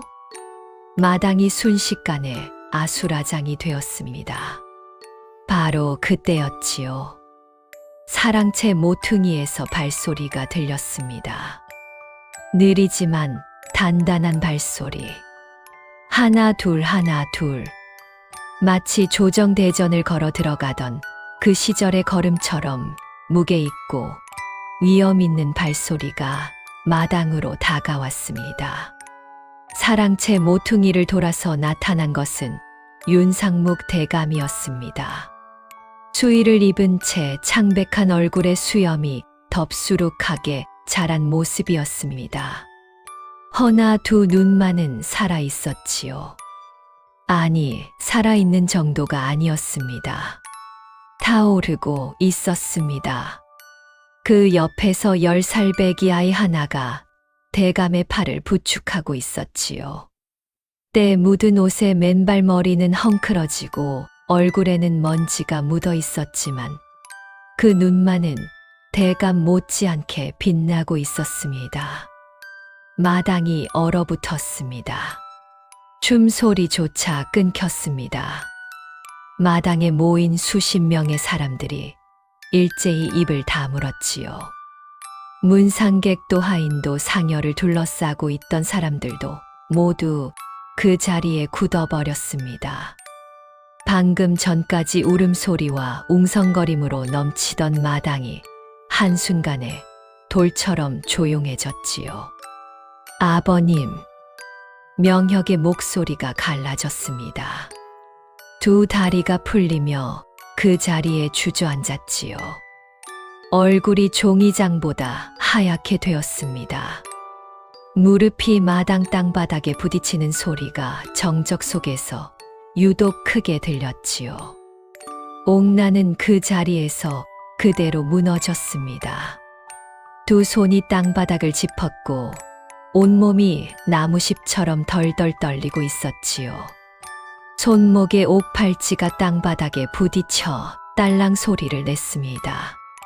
평소 그 팔찌를 만지작거릴 때면 무언가를 꾸미는 눈빛이었는데 지금 그 눈에는 아무것도 없었지요. 그저 텅 빈 공포뿐이었습니다. 대감은 천천히 마당 한가운데로 걸어 나왔습니다. 서기가 뒤에서 대감의 팔을 부축하고 있었지요. 대감의 발걸음은 느렸지만 흔들리지 않았습니다. 내가 죽기를 기다렸느냐? 그 한마디가 마당 위를 천둥처럼 울렸습니다. 문상객들 사이에서 낮은 탄식이 새어나왔지요. 이것이 꿈인가 생시인가? 저 어른이 정말 살아 계신 것인가? 저 꼬마가 옆에서 부축하고 있는 것은 무슨 일인가? 아무도 그 자리에서 입을 열지 못했습니다. 명혁이 바닥에 이마를 찌으며 외쳤지요. 아버님, 아버님, 이것이 꿈입니까? 생시입니까? 아이고, 아버님. 대감은 명혁을 내려다보며 입꼬리를 비틀었습니다. 꿈이면 좋겠느냐? 그래야 내 놈의 죄가 가려질 테니. 명혁의 몸이 돌처럼 굳었지요. 대감이 옥난을 바라보았습니다. 옥난은 고개를 들 수가 없었지요. 온몸이 사시나무처럼 떨리며 땅바닥에 엎드려 있었습니다.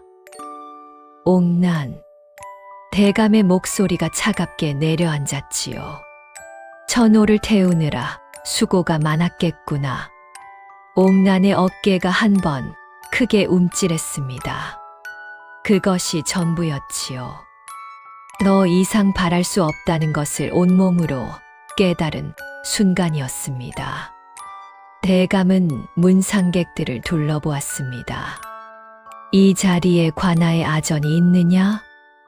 대문 쪽에서 발소리가 들렸습니다. 박아전이 동료 한 명과 함께 마당 안으로 들어서고 있었지요. 새벽에 서기가 다녀갔다는 것을 기억하며 제 시간에 맞추어 온 것이었습니다. 예, 대감마님. 박아전이 대령하였습니다. 두 사람을 관아에 넘겨라.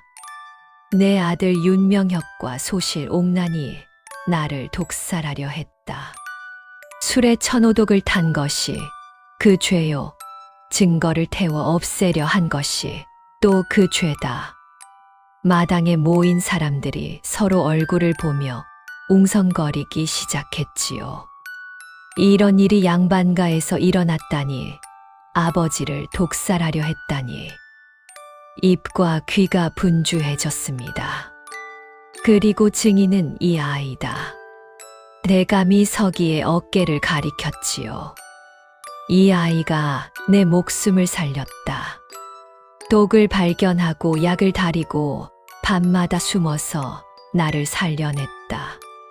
천오독의 냄새를 맡은 것도 이 아이요. 독살 사실을 알고도 홀로 이래를 버텨낸 것도 이 아이다. 이 아이가 아니었으면 나는 관 속에서 진짜 죽은 자가 되어 있었을 것이다. 마당에 모인 모든 사람의 시선이 서기에게 쏠렸습니다. 때 묻은 배온 맨발 흙투성이 얼굴. 누가 봐도 행랑채 막내 하인이었습니다. 허나 그 눈만은 맑고 또렷했지요. 명혁이 끌려가면서 마지막으로 외쳤습니다. 아버님, 저는 그저 어쩔 수가 없었습니다. 아버님이 소자를 너무 몰아붙이시니 닥쳐라. 대감의 목소리가 칼날처럼 잘렸지요. 내 놈이 부은 술에서 독냄새가 났다는 것을 이 아이가 맡았다. 내 놈이 뒤지던 문서를 이 아이가 보았다. 옥난이 태우던 천호를 이 아이가 맡았다.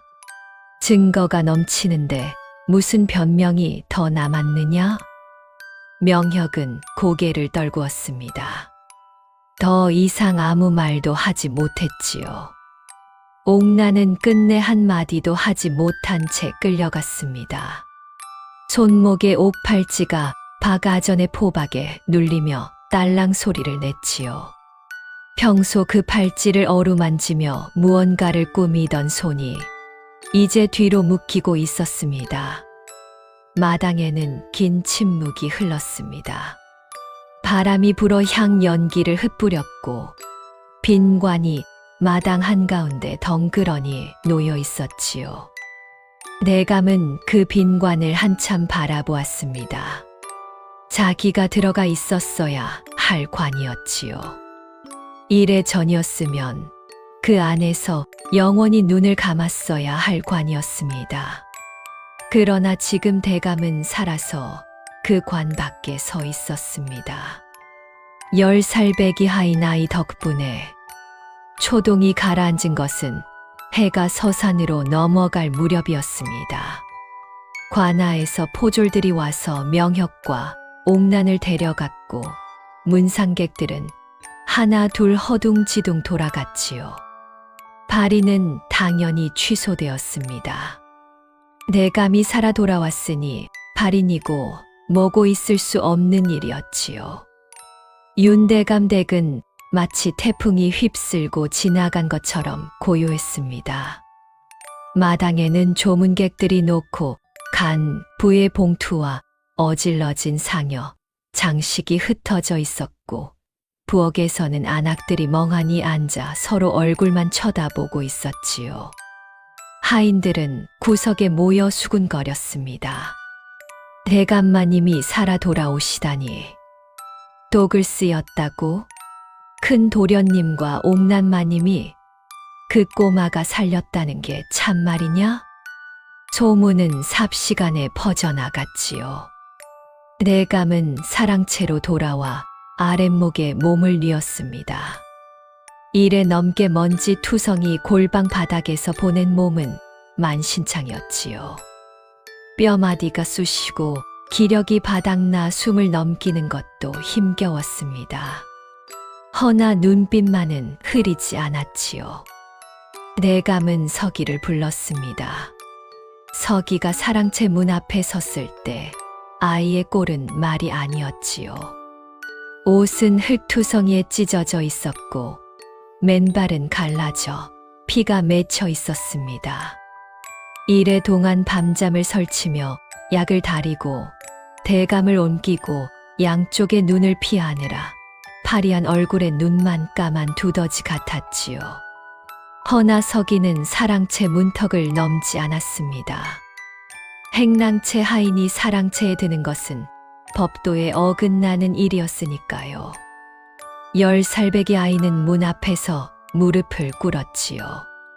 들어오너라. 대감의 목소리에 서기는 머뭇거렸습니다. 괜찮다. 들어와라. 서기가 조심스럽게 방 안으로 들어섰지요. 따뜻한 아랫목 바닥이 맨발에 닿자 이래 동안 차가운 땅바닥만 밟았던 발이 녹아내리는 것 같았습니다. 대감은 서기를 마주보고 앉아 한참을 말없이 바라보았지요. 그 눈에 여러 가지 감정이 스쳐 지나갔습니다. 조정에서 수십 년을 보내며 별이별 인간 군상을 다 겪은 사내였지만 10살 배기 하인 아이에게 목숨을 비치게 될 줄은 꿈에도 생각하지 못했을 것입니다. 서기야. 예, 대감마님. 내가 나를 살렸구나. 서기는 고개를 숙였지요. 소인은 그저 아비가 가르쳐 준 대로 한 것뿐입니다. 아비가 가르쳐 주었다고 해서 누구나 할 수 있는 일이 아니다. 대감의 목소리가 낮아졌지요. 독을 알아보는 것은 재주요. 몰래 약을 다리는 것은 용기요. 범인 앞에서 모른 척하는 것은 지혜다. 내게는 그 셋이 다 있었다. 서기는 아무 말도 하지 못했습니다. 내 친아들에게는 그 셋 중 하나도 없었지. 대감의 목소리가 갈라졌지요. 그 한마디에 담긴 무게를 서기는 온몸으로 느낄 수 있었습니다. 수십 년을 키운 아들에게 배신당한 아비의 말이었지요. 긴 침묵이 흘렀습니다. 대감은 숨을 깊이 들이쉬고 말했습니다. 서기야, 내가 너에게 은혜를 갚겠다. 서기는 고개를 저었지요. 은혜를 바라고 한 것이 아닙니다. 알고 있다. 허나 받아라. 이것은 너에게 주는 것이 아니라 내 아비에게 갚는 것이다. 대감은 자리에서 일어나 문서 꾸러미를 열었습니다. 그리고 종이 한 장을 꺼내 먹을 갈기 시작했지요. 붓을 든 손이 떨렸지만 글씨만큼은 또렷했습니다. 대감은 먼저 서기의 종 문서를 집어들었습니다. 그리고 그 자리에서 찢었지요. 두 조각, 네 조각으로. 그 조각들이 바닥에 떨어졌습니다. 막동이 옆에서 그 광경을 보고 눈이 휘둥그레졌지요. 그리고 대감은 새 종이에 천천히 글을 써내려갔습니다. 오늘부로 이 아이 석돌이를 양자로 삼는다. 막동의 입이 딱 벌어졌습니다.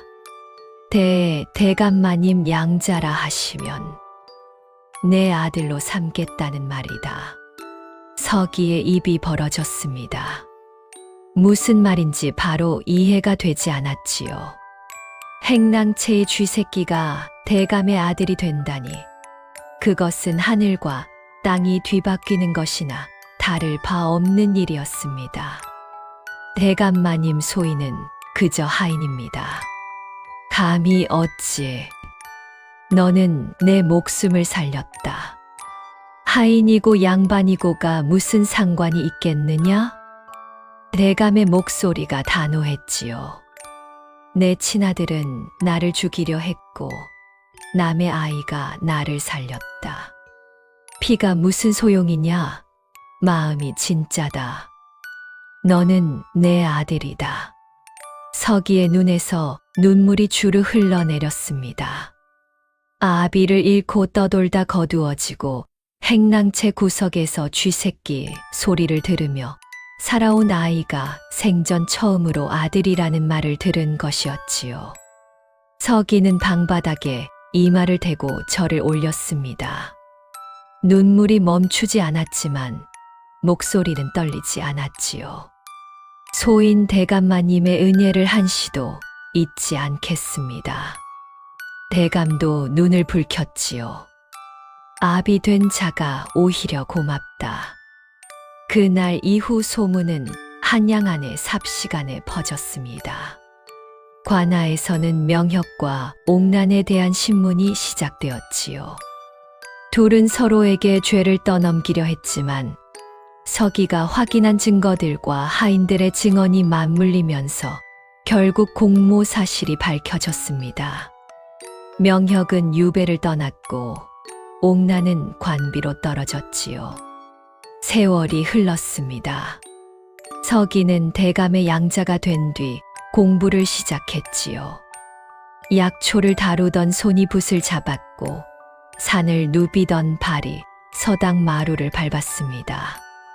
머리가 비상하여 서당 훈장이 혀를 내두를 정도였지요. 그도 그럴 것이 독을 알아보고 해독법을 궁리하던 그 머리가 글 공부에 쓰이니 물 만난 물고기였습니다. 대감은 서기가 공부하는 모습을 사랑채 마루에 앉아 바라보곤 했지요. 예전에 명혁을 바라보던 것과는 비교할 수 없을 만큼 편안한 얼굴이었습니다. 가을 햇살에 은행잎이 노랗게 물드는 것처럼 대감의 얼굴에도 늦가을의 따사로운 빛이 감돌았지요. 저 아이를 보고 있으면 속이 다 시원하구나. 대감이 중얼거리면 막동이 옆에서 껄껄 웃었습니다. 대감마님 명이 길겠습니다. 서기 도련님이 장원 급제하는 날까지는 사셔야지요. 그래, 그래야지. 대감은 허허 웃었지요. 독에 쓰러져 골방 바닥에 누웠던 사내의 웃음이라고는 믿기 어려울 만큼 맑고 가벼운 웃음이었습니다. 여러분, 오늘 빛의 야담이 들려드린 이야기는 여기까지입니다. 겉으로 보기에 하찮은 행랑채, 아예 아무도 거들떠보지 않던 그 꼬마의 손끝에서 한 사내의 목숨이 되살아났고 한 집안의 진실이 드러났습니다. 먼지 투성이 골방 바닥에서 대감의 목숨을 살린 것은 비단옷 입은 아들이 아니라 맨발의 하인 아이였지요. 세상이 알아주지 않아도 아무도 보지 않는 곳에서 묵묵히 제 할 일을 하는 그 마음이야말로 그 어떤 권세보다, 그 어떤 재산보다 귀한 것입니다. 아비의 가르침 하나를 가슴에 품고 10살의 작은 몸으로 이래를 버텨낸 서기처럼 오늘 이 이야기가 여러분의 하루의 작은 힘이 되었으면 좋겠습니다. 구독과 좋아요는 이 이야기를 더 많은 분들께 전해주는 힘이 됩니다. 어디에서 듣고 계신지 댓글로 알려주세요. 그 자리에 좋은 기운이 숨어들기를 기원하겠습니다. 오늘도 참으로 고생 많으셨습니다.